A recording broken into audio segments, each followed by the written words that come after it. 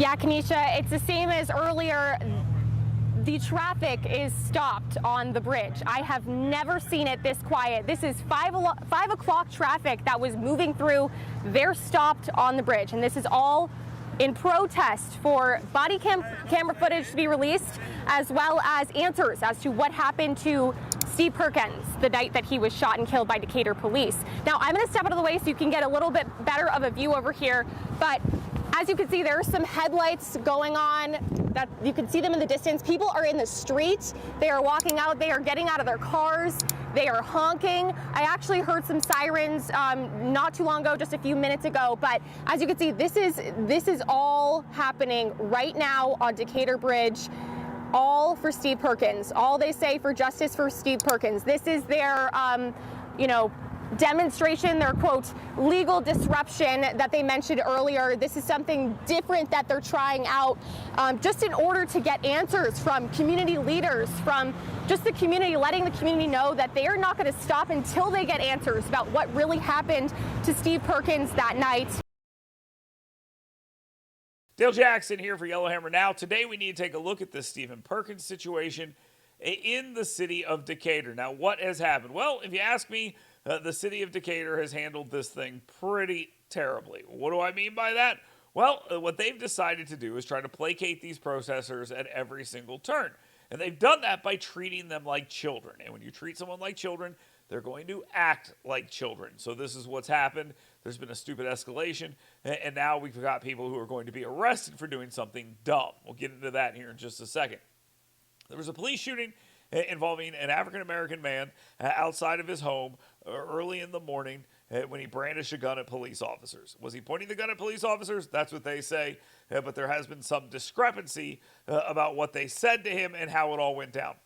None of it matters. If on that body cam he is pointing a gun at police officers, it's going to be a good shoot. Now, we've heard everything from he didn't have a gun at all to they ambushed him and murdered him intentionally. The video is going to show us, did he point the gun at police officers? And that's going to be the end of it. And a lot of credibility is going to be shot up when all of that goes down. But like I said, they're treating these protesters like children because they're trying to placate them. But as they try to placate them, they are learning that it is only making them worse. Now, they're allowed to protest. You can go to the mayor's house if you want and you can protest. It's a stupid thing to do, but the mayor's weakness led to this. He's resigned or said he's not going to run for re-election in the middle of all of this, and they think they're the ones who made him resign. Why? I have absolutely no idea why the mayor would need to resign in this situation. Aaliyah has the video. They're doing an investigation, and then they will be released. That's the right track here, but screaming and protesting and yelling is fun, so that's what we're going to do. And yes, I do think for a lot of them, it's fun. For some of them, they believe very much in the cause. For some of them, they don't care about the cause at all. The protesters are there for a mixed bag of reasons.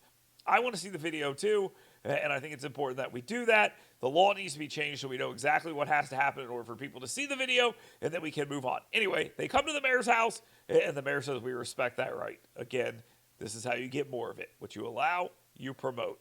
Then they have an event called Third Friday that they end up canceling. They say they're going to cancel this event, the business owners, and they did, because they were worried about the protesters facing threats. Bull crap. There are no threats against the protesters. This is just nonsense, fear, garbage from the individuals who run this event. They knew that it was going to be protested and they didn't want to deal with it. So they pretended they were doing some high-minded thing, begging and hoping that the mob would leave them alone because of it. Well, let me tell you something.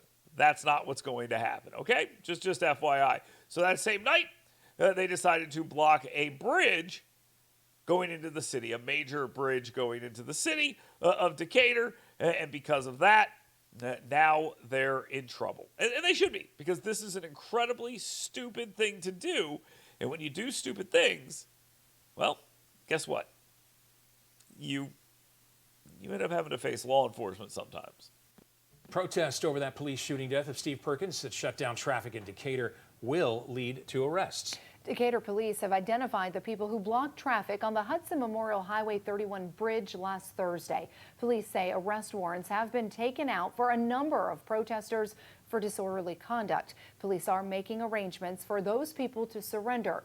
Police say they've been trying to give protesters space to exercise their constitutional rights, but say arrests have and will be made to ensure the safety of both protesters and the public. Now, as I said before, they were placating them by giving them space. As Barack Obama said, space to destroy. And I haven't gotten into any of that stuff in Decatur yet, but I think we're heading down that path when things don't go the way they want them to at the end of all of this. Okay, so I think we're going to find, and this is my prediction, it's going to be found a good shoot, but there's going to be some policy issues involved, and that's going to upset a lot of people. So that's my prediction.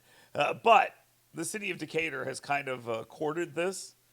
And they're getting exactly what they courted. And it's unfortunate because the city of Decatur is a decent place to live, and the economy's going pretty well. The mayor's done a good job, and he's resigning over this when he's done absolutely nothing wrong except act in a pretty inefficient and ridiculous way.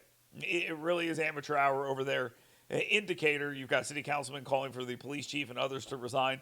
For what reason, I have absolutely no idea, at least as of right now. But again, they're trying to placate the mob that cannot be placated. So, when it is like this, you're just going to have to ride this thing out. In the city of Decatur, they are in for a lot more hurt before all of this ends.